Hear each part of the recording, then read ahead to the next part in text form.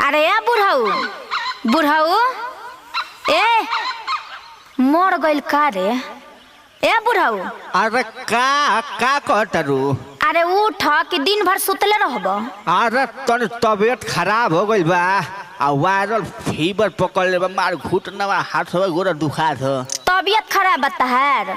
हाँ तो तबियत खराब बतल है हुड़ ल। अरे ऐसे काहे बोलतरू? अरे बोले के तनको तमीज नहीं खे। तू हमार तमीज मत देख। उठला तो तबियत खराब बतल है हुड़ ल। हे बाबू फिर बोललू। अरे कम से कम इज्जत से बतियाव। अरे काहे ना बोलब। दिन भर नटंकी क के तबियत खराब बा ये कह के सबके नचावत तारन त का बोलब ना। हे बाबू अरे हम नौटंकी करतानी। अरे सही में तबियत खराब बा।